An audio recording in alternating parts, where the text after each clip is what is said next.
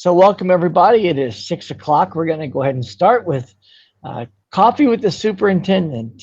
And we just want to thank you for joining us on this uh, Tuesday night, a few weeks before the start of our scheduled school on August the 5th.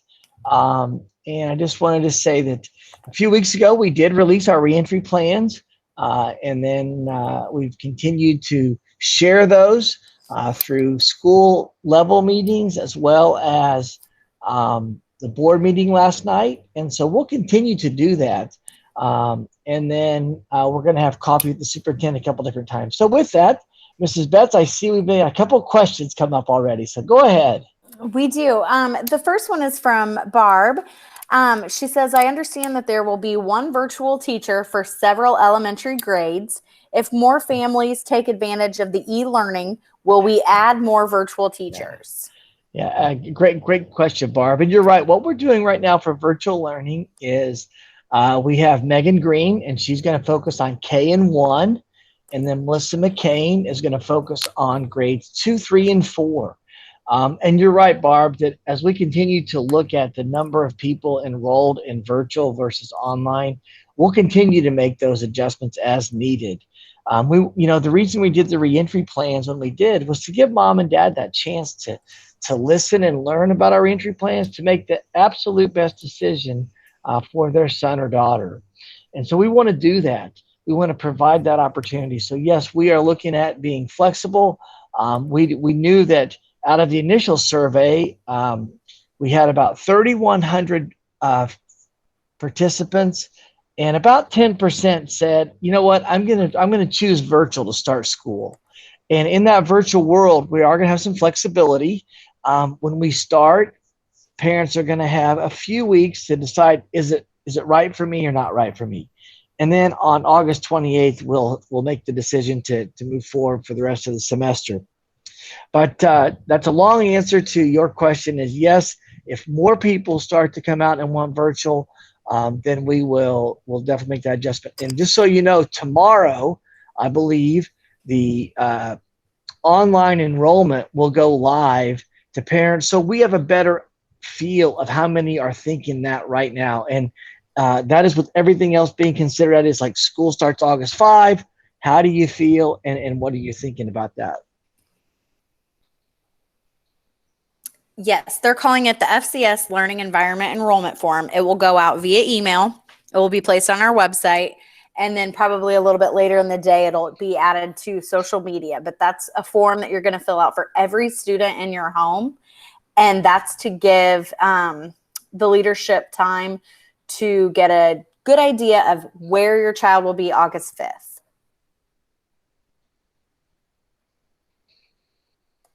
All right. Let's talk about a couple other things that happen with regard to the reentry plan that I think are important.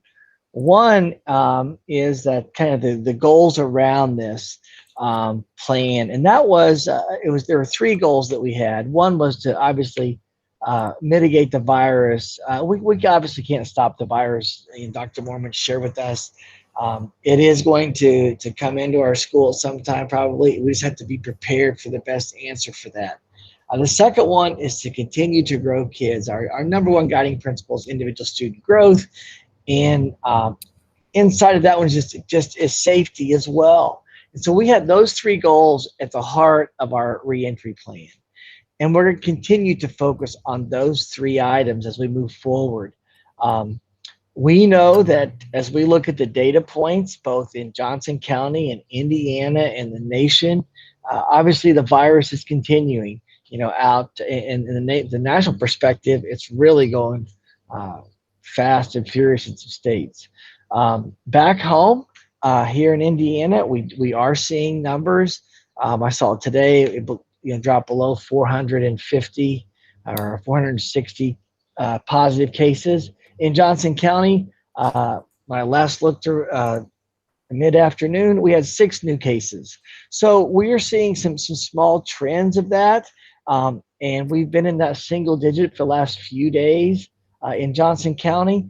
And the thing there is I continue to reach out to Dr. Mormon, and I've also had conversations with Dr. Dunkel, at the hospital, just about how are things going, and we'll continue to do that to solve um, the best steps for us to move forward. But we are continuing to monitor it. One of the things that we did for our reentry plan was share it with the school board, but I asked them to give me the authority that if we need to make quick responses and reactions, we would do that. And that's really what we tended to do. We'll continue to update the board. I'm in constant contact with them about what's going on and what I'm hearing, and we'll continue to make that best decision for us. Regarding the yeah, that's the mitigation side. We're also surveying our teachers right now.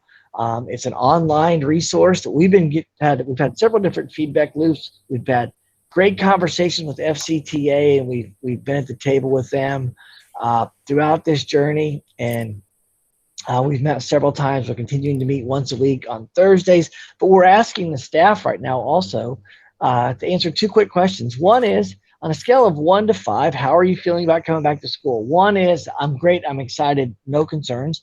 5 is, I'm really concerned. And then we're also asking them to give us their top 3 concerns. And then that link is going to, and the poll is going to stop on Friday. And then I'm going to use that data to talk with the board, as well as with the building principals and with FCTA about, okay, what do we learn from this, and how do we best move forward in that journey together? And then we're also wanting to continue to make sure that everybody is safe. And that's why, like in the reentry plans, we're not going to really allow visitors into the school this year to try to keep that safe environment. We are adding in most buildings 2 either a clinic assistant or a second nurse, depending on the size of the building and what we're doing with that. We're using our federal CARES Act dollars to support that, so that we can have some opportunities to be quick responders if something does happen. And we're asking mom and dad to please help us in that self-monitoring, and as well as teachers, to go through that little checklist. How are you feeling right now? Do I have a temperature, cough, some of those trouble breathing, some of the significant signs of COVID-19. And if those are checked yes, we're asking you to go ahead and stay home. It really is okay. We've done away with perfect attendance and some of the things that would have really driven people to say, please, I need to go to school. Same with teachers and classified staff. So that's a little bit about the reentry plan, but I'll be glad to answer any more questions. I think, Robin, maybe you have a couple more coming up. We do. And just real quick for everyone who may not know, FCTA, that is our teachers union. So we use a lot of letters. Sorry. Yeah, thanks for keeping me honest. I apologize. David? Yes. Is this a good time to ask a question? Absolutely. Jump in. Okay. Please introduce yourself. Yes, my name is Antonina Ruiz. I have a couple students within multiple schools. So my first question, what if students attend middle or high school where you have multiple teachers? So definitely you cannot cover subject using one virtual teacher. How students, if they take courses online, how you can accommodate their needs? It's my first question. Okay, it's a great question. And I haven't, I'll answer that, but I also have Dr. Warland on with me tonight, and she is in charge of the curriculum instruction. So I'm going to take the first run at it, but then I'm going to get my expert to really jump in and help. So the first thing there is, we are in grades 7 through 12, we're going to use an online resource called Apex. We have used Apex for the last several years at the high school as both a credit recovery and acceleration curricula. In addition, we have multiple teachers at that grade level in grades 9 through 12. In grade 7 and 8, right now, we do have one teacher, and we have around 50 students that have checked that box that they're going to be choosing the virtual middle school option. So we're going to use a combination of Apex as well as that teacher working in small group and collaborative efforts. So that was my short answer to this question. I'm going to turn it over to Dr. Warland to help make any corrections and further details. No, that was great. And hello, everybody. I just came from a meet with parents. We were reflecting on at-home learning. And so they had some great ideas and things for us to adapt and change. But we are at the middle school doing exactly what Dr. Clendenning said. And I would also add that we have essential learnings in our mathematics, in our ELA, our English Language Arts, that we have coordinated vertically and horizontally across the district. So we've ensured that we're scaffolding all of those key things we want our students to know and that we value at Franklin Community Schools. And so we will ensure, as well as we look at Apex, Ann Wilson, for those that don't know her, she's amazing. And she will ensure that we're delivering the instruction that we need to deliver to promote individual student growth. So thanks so much. Great question. And what's your second question? My second question, what if, hypothetically, you have a student who is attending a gifted and talented English and math? Do you have a virtual teacher specifically for those students? Dr. Warland, I'm going to let you just take this one to start with. Yes, no, and it's a great question, and you are not alone and wondering how we're going to handle that. So we are preparing to send out an enrollment form tomorrow, asking all of you, all of our parents in the district, to think about what's best for your student. Is that on site in a building, face-to-face, or is that virtual? Virtual, then, once we get that data back, we will really make some decisions for high ability based upon those numbers. So let me explain. Right now, if you have a student in an elementary building and we're already scaffolding you up to the next level math, we're going to go ahead and do that. We're also going to go ahead and scaffold you up to that next ELA, English Language Arts. When we're looking at the middle school level, actually Dr. Clendenning and I just chatted about this today. If we have 15 students, we may approach it differently than if we have 2. So we are going to meet your needs. We're just not exactly sure yet the best way to do that, depending upon how many students fall into that need. So someone physically will spend time with the students to demonstrate examples, work out problems like virtual Zoom or similar to it. Yes. Yes, we will. And I do have one more question. It's about musical instruments. What if your student play instrument and plan to attend band, but decide to take classes virtually? Do we have a choice to take, I don't know, piano and not band? Is that available? That is a good question. For the high school situation right now, if a student had entered in before COVID-19 as that blended student, because we allowed some homeschool kids to participate in offerings in our school. If that were the case, we're going to continue. But if a student is right now and the parent is saying, you know what, for me, the virtual option allows me and my family the best opportunity to make to move forward with this pandemic era. We are not going to have that blended opportunity set up right now for a kid to take a class for one period with us and then leave. We're going to ask them to either come all or stay out, especially during this time, because we want to honor all parents, and we want to make sure that everybody understands why we're limiting that, and that is also designed to allow our teachers to stay focused on those kids that are in school, and then the kids, the ones at home or ones virtually can be working with the virtual teachers. Thank you for that question, though. That was a good one. Mrs. Beth, I see we have a couple more. We do. So for the teachers on the call, or maybe even Brooke from a counseling mental health standpoint, how will we manage the fear created for students with these new policies like social distancing, not sharing supplies, masks, things like that? Dr. Warland, you want to take this one first, then I'll follow you.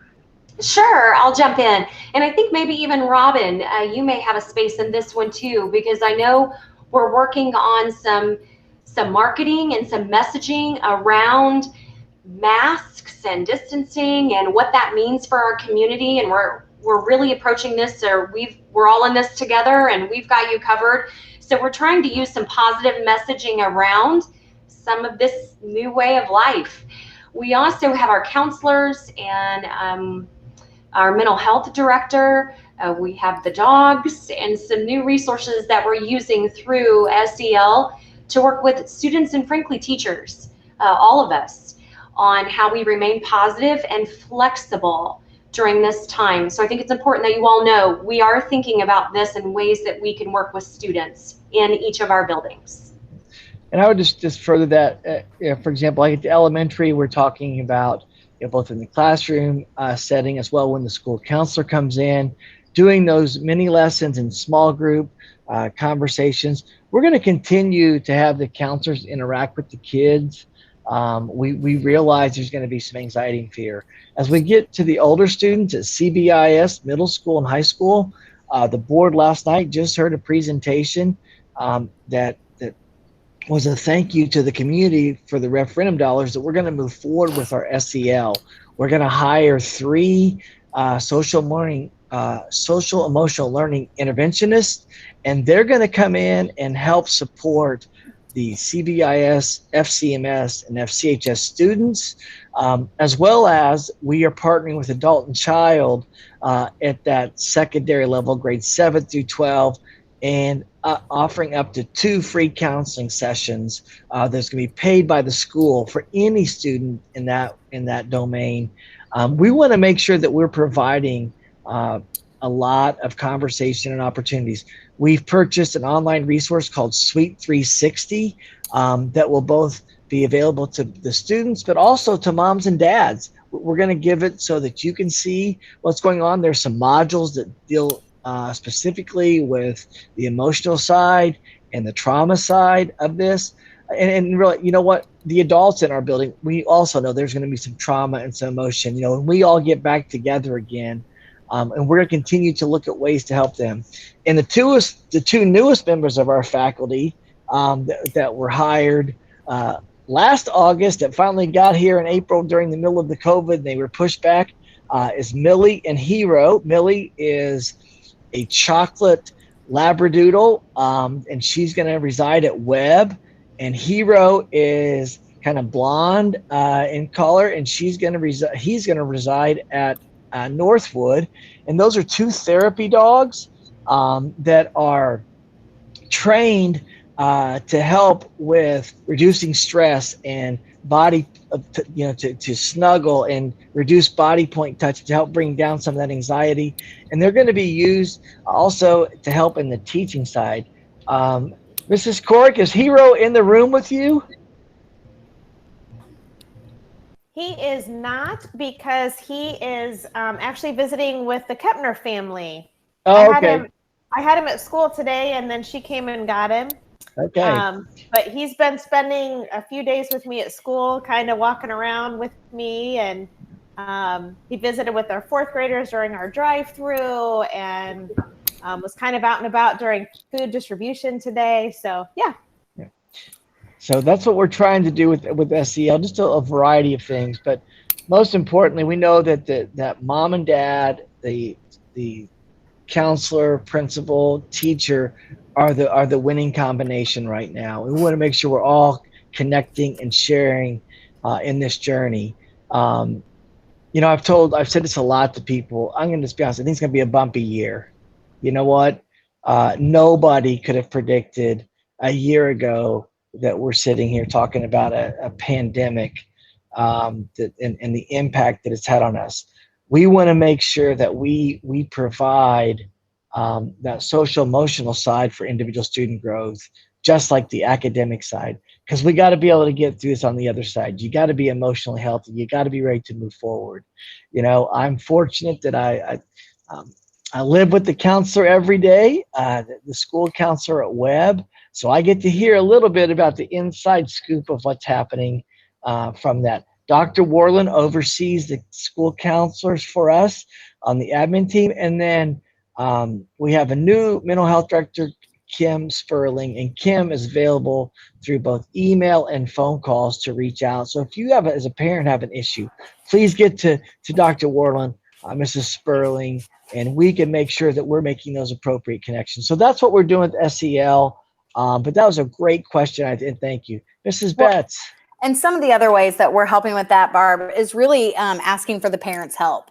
We're going to be doing a virtual tour of what classrooms look like, showing photos of some of our teachers with masks on, and asking you to help kids understand it's okay in this instance that we're not sharing supplies. So a lot of those things we're going to try to communicate with you and the kids ahead of time. Our next question, go ahead. Sorry. I saw there's one about thermometers, since I was talking about thermometers and the symptoms before. Is there one on there? Yeah. Yes. It says, have we thought about temperature checks at the doors in the morning? Yep. I know. Go ahead. So we have, and we were told that for return on investment, it wasn't worth it. And the reason is because that asymptomatic student would not have a fever, or the adult. What we've been told is that social distancing, hand washing, and masks are the real crucial things. So we're going to try to really focus on those. So on the mask side, I'm going to talk just a little bit about that, because it does seem to cause a lot of energy in conversation about what happens. We are going to commit to wearing masks to protect the other person, and that other person's mask protects you. We're going to wear it on the bus. We're going to wear it when we enter the building and exit the building, and in the hallways. Those are going to be mandatory musts of masks. We're also, as that student, remember, you're trying to protect your teacher. That's what you're trying to do. We want that teacher to teach you and love you and do all those things, and that mask provides that. When we cannot keep that 6-foot social distancing barrier, we're going to try to maintain that mask. When we are outside for recess, outside playing, outside for physical education class, we won't be wearing masks. We've conferred with Dr. Mormon, and he would concur with that it's okay outside to continue to move forward and do those things. Now, with that, we're continuing to monitor the mask situation throughout the journey. We are providing 3 masks for our staff. We have purchased one. The schools have purchased one. We've had people adopt one. And we had Sew and Serve, which is a local organization out of Indianapolis that donated 700 masks to all of us. So we're going to have 3 masks for those. For kids, we at least have one for every kid that's been a cloth mask. We also have a disposable mask. And I was told today that we just bought 10,000 more new masks. So we are continuing to look at that mask as a way to remind and give us that cue that we're all in this together. I'm protecting you and you're protecting me. So, Robin, next question. Greg please. Moore asks, he's wondering what the specific conditions, plans, and procedures will be for closing the schools in isolation or corporation-wide if COVID-19 conditions turn worse. Yeah, that's a great question, Greg. Thank you for asking that.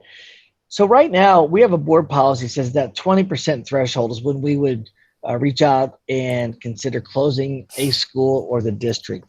I will tell you, for us, we are in conversation with Dr. Mormon throughout the journey, and that 20% is the initial threshold if it were that high. However, we also know that if we have a classroom situation where an outbreak is occurring, we may just close that classroom and let everybody else stay in school. And we're going to be individualized and focused on the best way to mitigate that on that second goal. And we're going to work with Dr. Mormon on that. And we're also then looking at counting now, at the county number statistics side of life. If that continues to escalate, then we would look to him to make that decision. If you recall back on March 13th, when all this was starting to unravel, it was early on in the onset of COVID-19. We had our first, positive cases, and then it really started to spread quickly, and that's when we stopped school to move on. Our goal is 180 days of school to grow kids, to help teachers, to do all that stuff. But we are also striving for safety, and we're going to continue to focus on that. Okay. I know we didn't address this in the district plan, but I believe in all the building plans this is talked about. So can you tell Judy a little bit how we're going to ensure that classrooms and bathrooms are disinfected between classes? Yeah, thank you. So we are doing a couple things. One is we've taken a lot of the stuff out of the room, so they're just desks. They look very plain. They kind of look like when I went to school, straight rows, and that's what we have. So that's one thing we're doing. But we've also partnered with another company that has a solvent that's used in like oral surgeries and for burn victims that kills the virus and bacteria. We have dispensers we've purchased, and we've purchased in bulk quantity. So we're going to be cleaning our buildings and hard surface contact areas with that. We're also going to be using it on our buses when we have those turnarounds and those opportunities where multiple kids come in to contact that. That'll be on a regular basis. We're also continuing then to rotate the virus and chemicals that we use that are CDC approved for killing COVID-19 and the other coronaviruses out there. And we'll continue to focus on those areas. And the buildings are right now in the middle of that deep clean cycle of summer anyway, but it's even more important right now in the COVID-19 era. And our custodians have been back in the buildings starting at the end of May and then all through June. And then when the buildings were officially opened back up in July, we've really kept them closed. We're just having our custodians, our teachers can go in there, but everybody else is really out. We're not renting our facilities out in order to clean our buildings, and we'll continue to do that. All right. So I think this is kind of all about masks. Okay.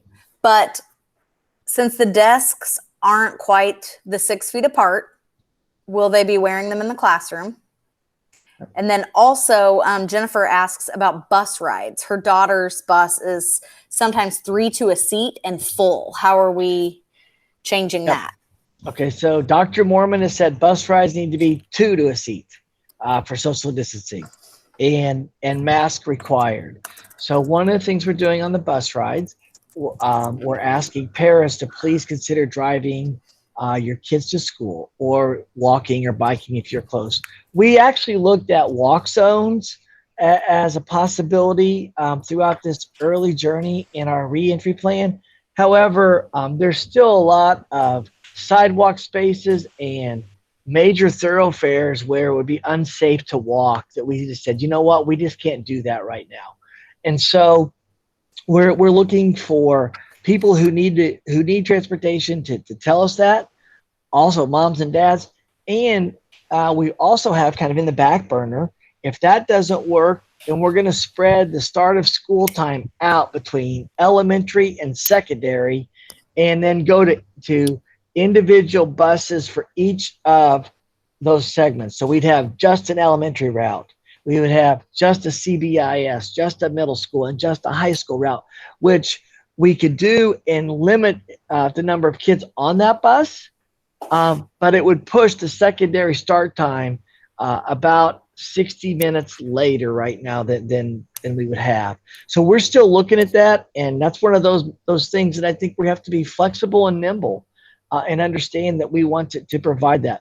We are also working with Crossroads Engineering, which is a firm out of Greenwood in Indianapolis that does a lot of work in the city with the roundabouts, and they're helping us look at traffic flow patterns to expedite and get people in as quickly as possible. For example, if you've ever picked a student up at Northwood or at the middle school, wow, it's crazy at those certain times. So we're trying to figure out best ways to get in. High school tried to manipulate and do some things, and then Creekside is one that's also been a stressful point. But we're thinking that the roundabout actually is going to help us get through Creekside in a little bit a nicer manner. But Mark and his team are continuing to look at that. We're probably going to look at kids into the building earlier. But moms and dads, we would ask you to help us with that. It looks like Amy has a question.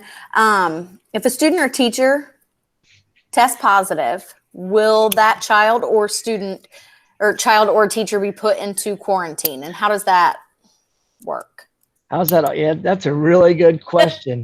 We've asked that to Dr. Mormon after the CDC came out and said, hey, if you've been around someone for more than 15 minutes inside that 6-foot bubble, then you do have to isolate for those days.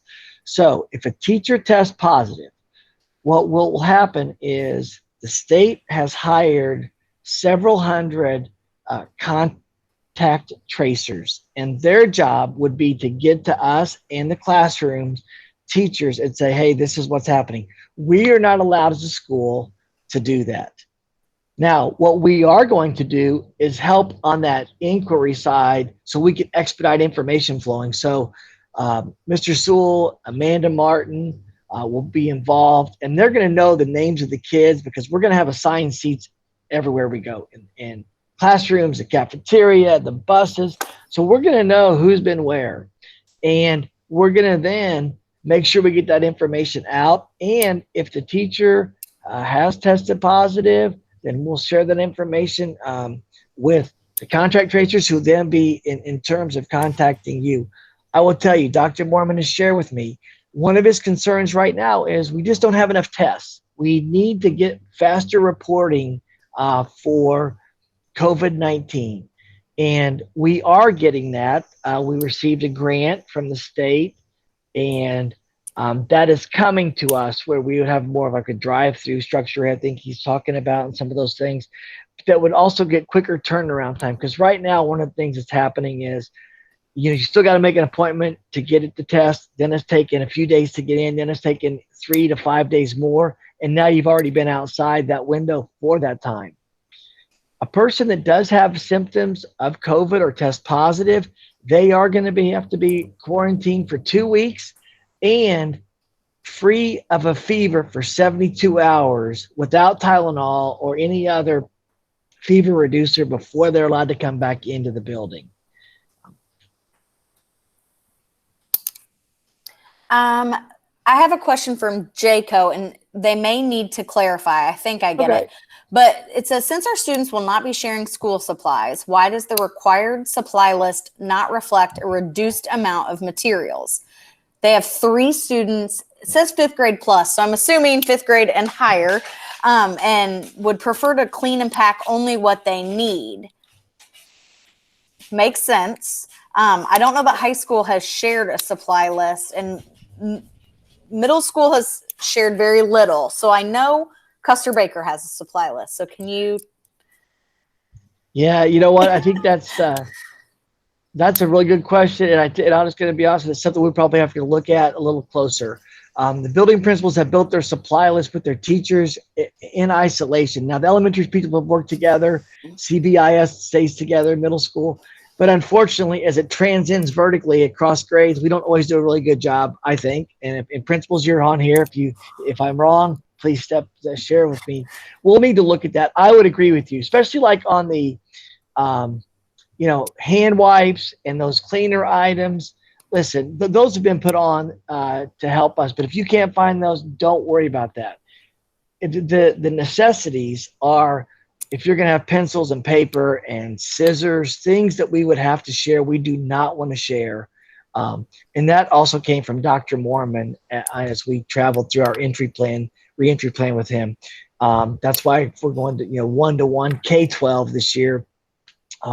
So the kids have their own keyboards and that. So, but I will get back with them on that. That's a really good question. And, we know at this time with the economy and everything, the idea is not to escalate to unwanted stuff that we don't need. So I will check on that. And Dr. Warland and building principals, when we have our next conversation, we'll have an answer and we'll get back with them. Dr. Warland, could you talk a little bit about what art, music, and PE might look like at the elementary level? I can for the on-site, Robin. Yes. Yes, great question. So we are going to continue to offer art, music, PE, and STEM. We're encouraging our PE teachers to get outside as much as possible. We can use, of course, our gym spaces where students can social distance naturally a little bit more. For art and music and STEM, and even for that PE time, sometimes those teachers will be traveling around to the classrooms in an effort to minimize some of our student transitions, but we will continue to offer those opportunities for our students. Thank you. Also, back to the cleaning. Judy said she understands the cleaning chemicals, but how will we do it throughout the day when students are still present? Maybe classrooms between a bathroom break or something like that. Yeah, so that's what'll happen. And that chemical that I was telling you about, it doesn't leave a residue. It dries quickly, and if somebody were to get something and ingest it, it wouldn't hurt them.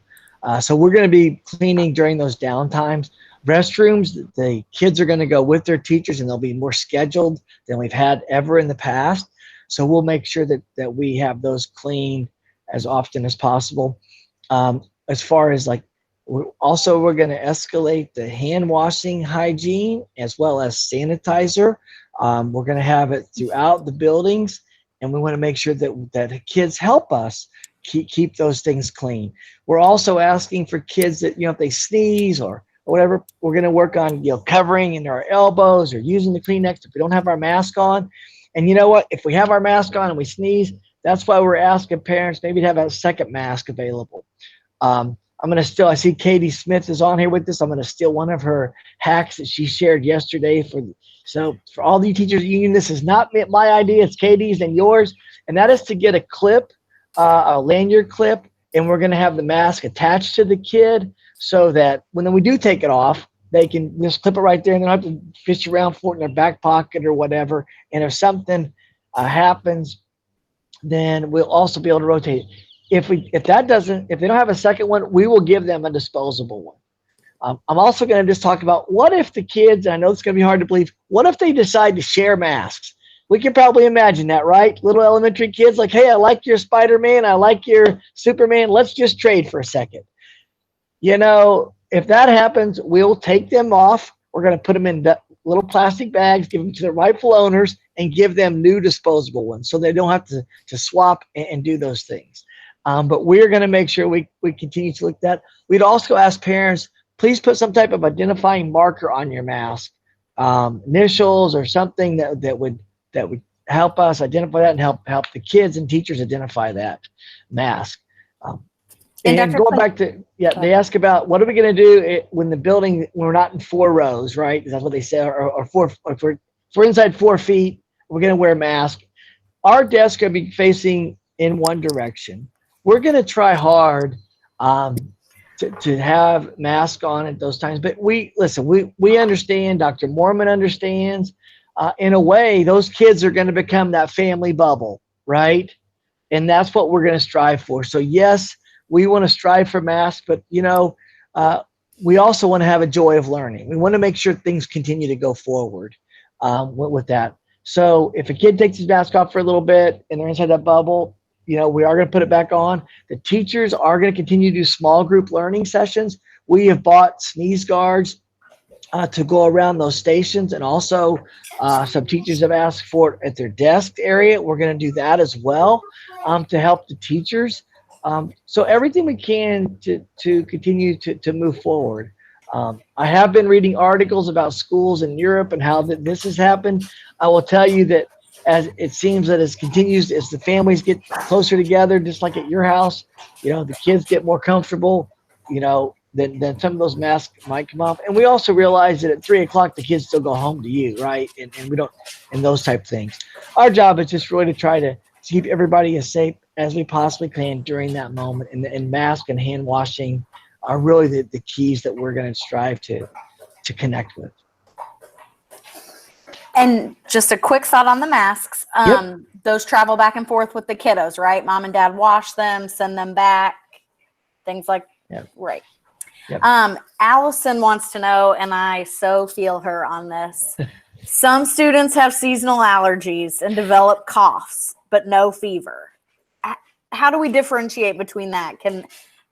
How does that kiddo not have to go home just because they're miserable in October? Yeah, that's a It's really real good life, question. Dr. Clendening. It sure is. And you know what?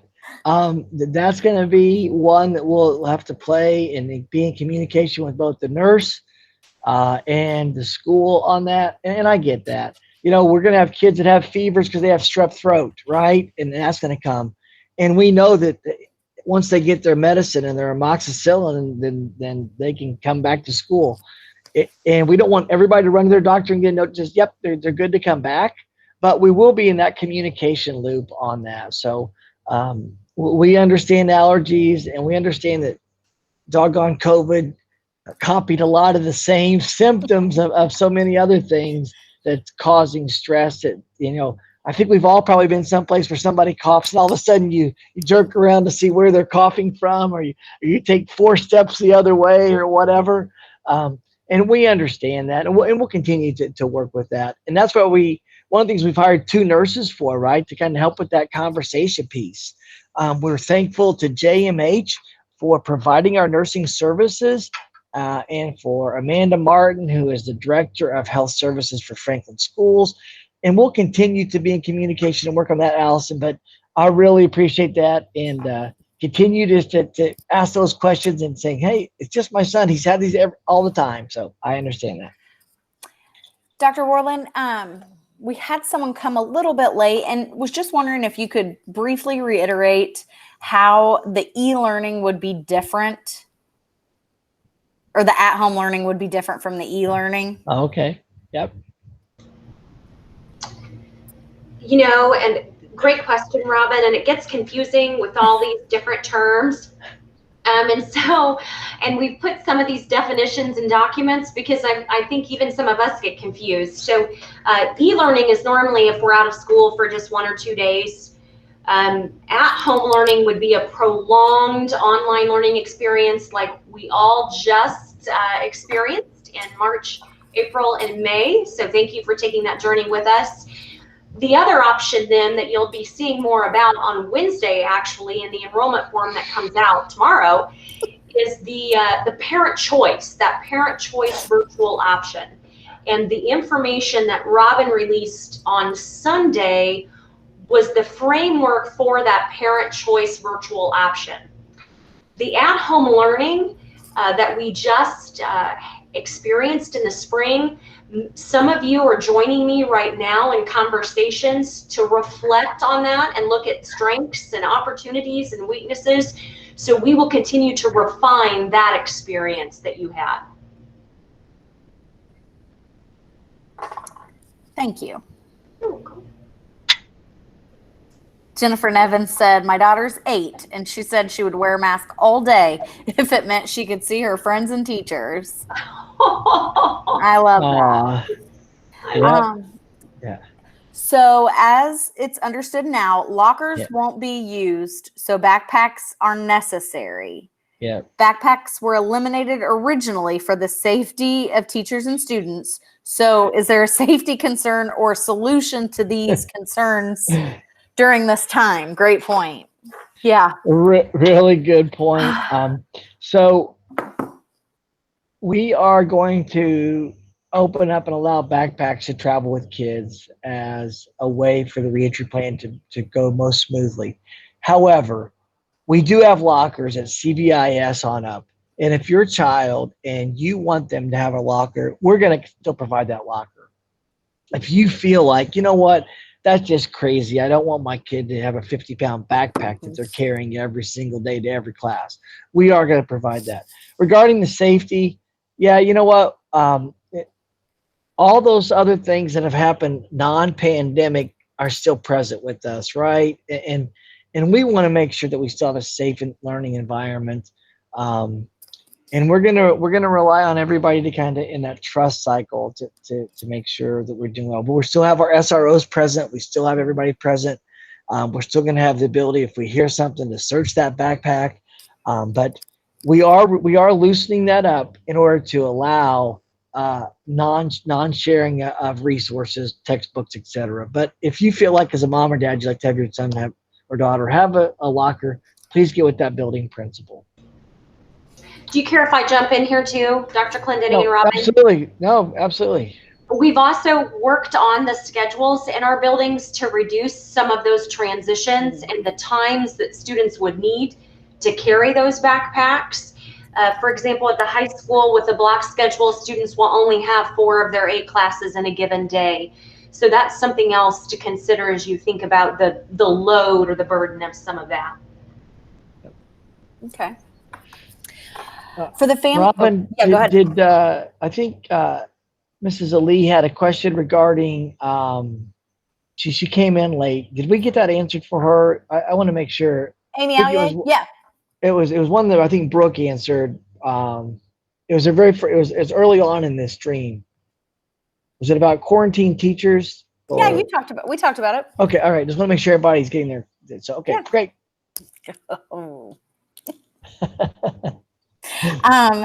So for families that have high-risk individuals at home, some children will not be able to return on site.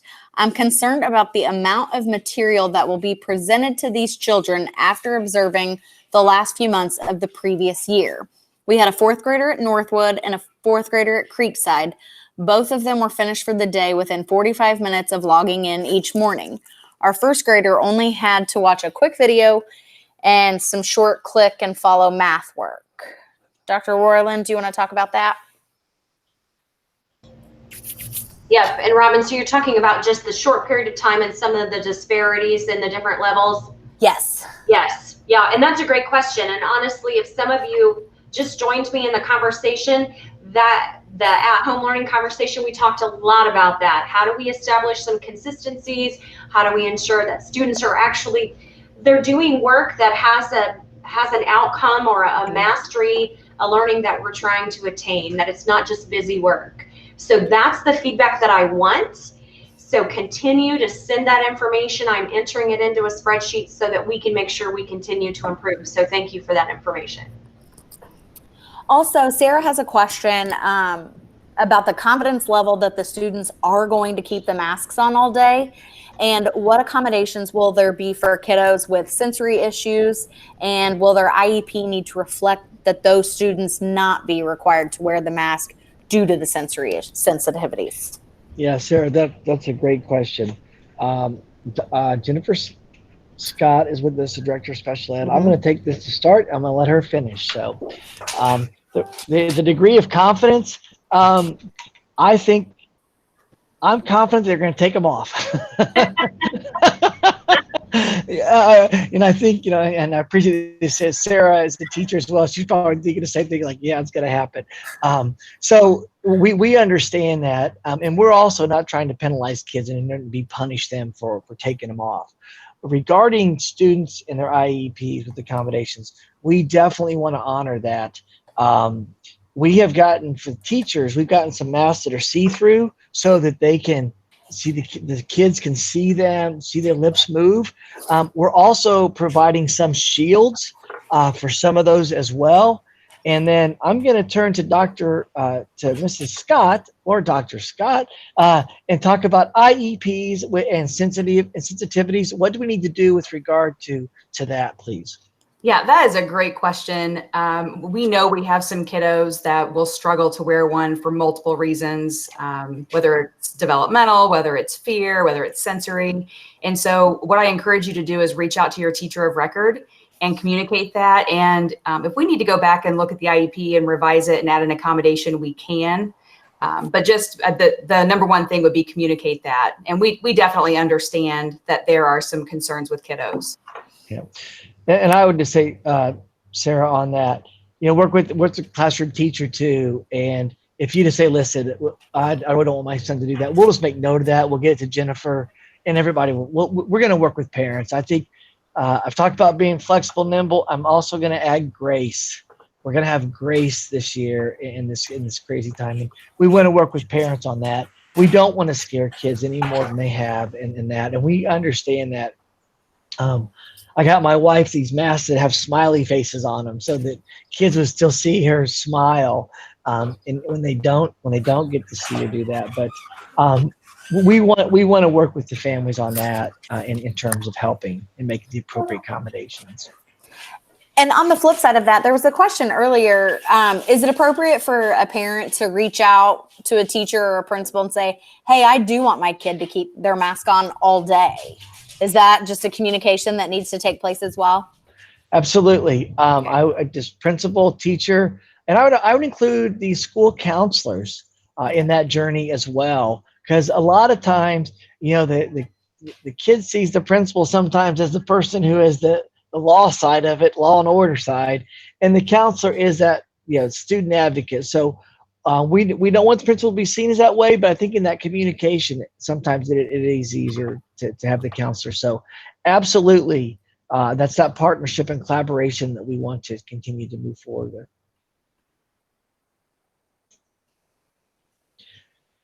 Well, we are all caught up. Are there any other All right. questions? Or any other thing you'd like to talk about? Yeah, I do want to talk about before school and after school programming, because that came up yesterday in the school board meeting. First, I'd like to introduce our director of that, and that's Mrs. Betts. She's taken on a new role this year as well, so thank you for doing that.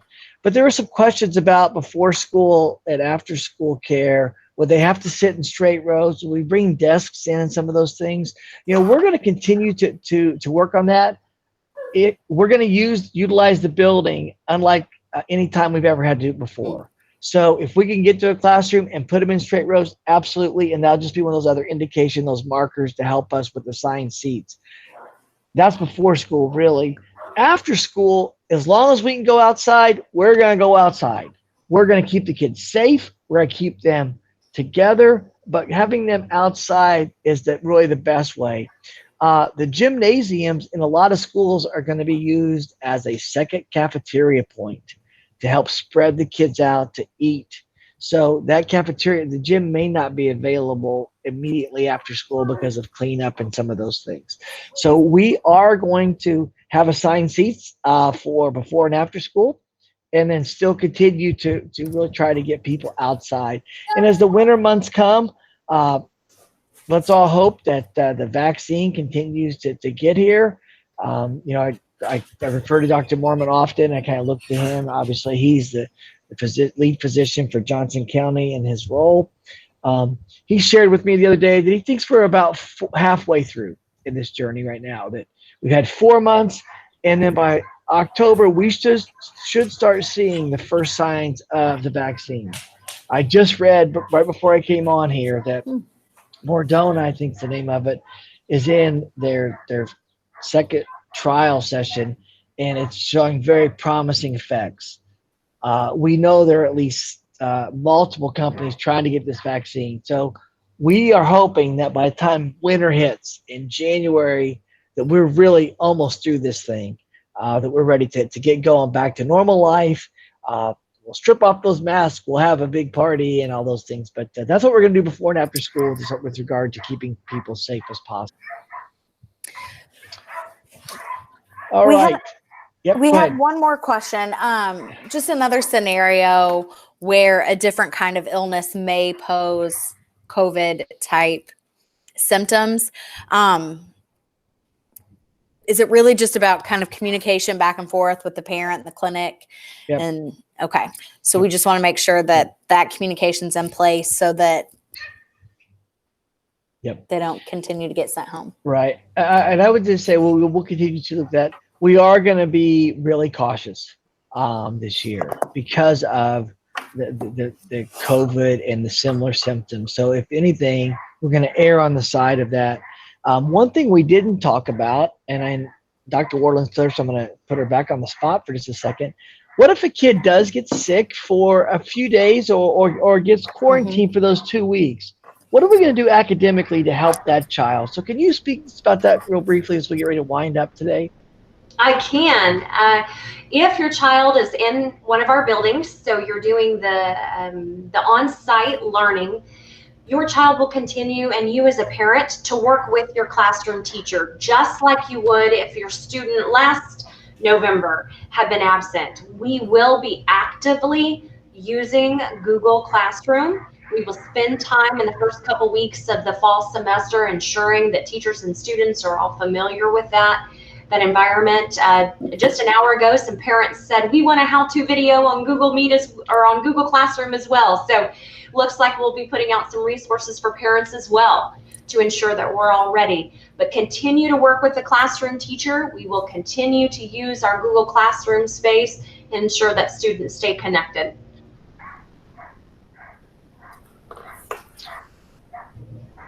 So Robin, I think another question just came in. Yes. What about people who may be participating in school and travel out of the country or to other states during breaks, or just because? Do we have a plan for quarantine, or is it only if symptoms arise? Yep. We would follow the CDC guidelines on different levels of travel.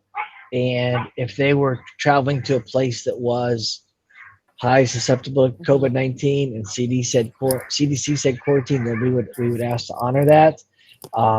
But we will not be able to say, if you travel to, Texas, right now, we need you to stay away. We're going to rely on the parents to once again use what they think's best for their family. We trust them, with what's going on, and we will continue to do that. And just be in communication with us in that journey as you travel to and from places. That was a good question. It's come up in a couple other sites as well. Yeah. So speaking of communication, I want to kind of close with a couple things. One is, I really appreciate, we've had about 35 to 40 people jump in here today. I really appreciate you spending your dinner hour with me and not your family as we travel together in this unprecedented time. The board, we have an outstanding school board.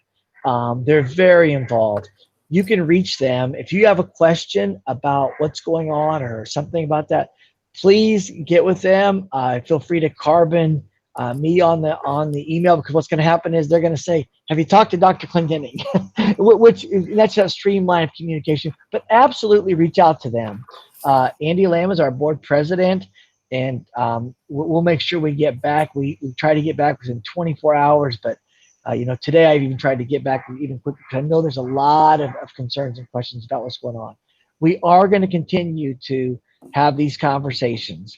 And if something were to change, we would definitely be out through all the different streams of media that we use, Facebook, social media. I'm also going to start having a YouTube conversation with the community. I'll have my first one at the end of this week. And I'm doing 2 for the faculty. I do a Tuesday and I do a Thursday with the faculty to try to connect up with everybody. So those are our ways to communicate. But if you have a question, feel free to call me, reach out. We're all in this together. I want a safe world for everybody and to kind of get back to normal. I know that the best way to learn is with that great teacher in front of them.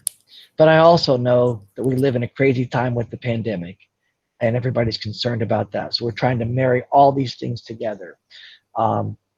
And if I had to be any place, I'm glad I'm right here making these journeys and thoughts together, because it's a really good team and a really good place. So with that, I'll say thank you for hanging out with Coffee with the Superintendent. Our next one comes up on July the 27th, and that one's going to be a morning one. But if we need another night one, just reach out to Mrs. Betts or myself, and we're more than happy to accommodate. And as my dog Leo says, I guess he's ready to stop. So with that, we'll say good night, everybody. Thanks for watching. It is recorded, so we'll have this as a feedback. It will go on our YouTube channel in just a little bit. Thanks, everybody.